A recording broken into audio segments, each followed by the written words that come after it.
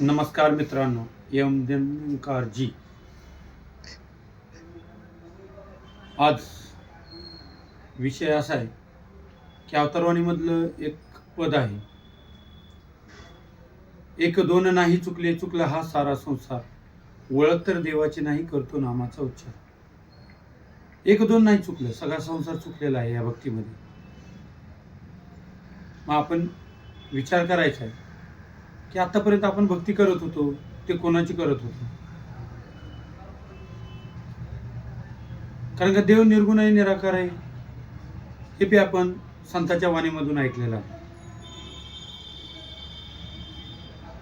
इकडं अवतारवाणी पण तेच सांगते की एक दोन नाही चुकले चुकला हा सारा संसार, ओळख तर देवाची नाही करतो नामाचा उच्चार. मग त्या देवाची ओळख करून घ्यावं लागेल. जोपर्यंत आपण ओळख नाही केली तोपर्यंत आपली भक्ती साध्य होणार नाही. आणि भक्ती साध्य जर करायची असेल तर आपल्याला सद्गुरू आधी शोधावं लागेल. संतांचं प्रमाण आहे, कुणी तंत्रगुरु, कुणी मंत्रगुरु, कुणी विद्यागुरु, कुणी अविद्यागुरु, असे अनेक गुरु, परंतु मोक्षदाता सद्गुरू परी वेगळा आहे म्हणून सांगितले. अनेक गुरु जीवनामध्ये भेटतात आपल्याला. कला शिकविणारा गुरु आहे, मंत्र सांगणारा गुरु आहे, जीवनामध्ये अनेक गुरु भेटतात, पण मोक्षदाता सद्गुरू परी वेगळा आहे हे संतांनी सांगून ठेवलेलं आहे. मग तो सद्गुरू शोधूनच आपल्याला भक्तीला सुरुवात करावी लागेल. त्यावेळेस संत जनांनो आपल्याला खरा भक्तीचा आनंद मिळेल, शाश्वत आनंद प्राप्त होईल. आज मानव फक्त क्षणिक सुखासाठी मागे लागलेला आहे. गाडी घेतली क्षणिक सुख, बंगला घेतला क्षणिक सुख,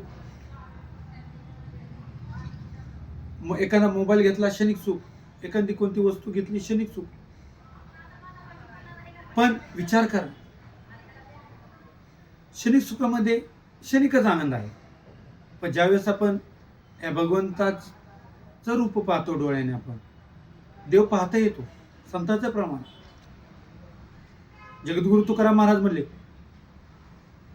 देव पाहायचं गेलो ते देव होण्या ठेवलो, तुका म्हणे धन्य झालं ना आजच विठ्ठलाला भेटलो.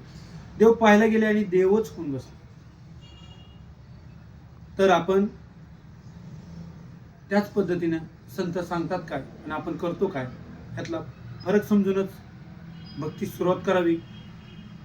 एवढंच आज बोलतो आणि दास थांबतो. जर तुम्हाला हा व्हिडिओ आवडला असेल, लाईक, फॉलो आणि सबस्क्राईब करा. जर काही मनामध्ये शंका असेल तर कमेंटद्वारेही कळवा. आणि सेवेला पूर्णविराम देतो. सर्वांना माझा नमस्कार एवं धन्यंकारजी.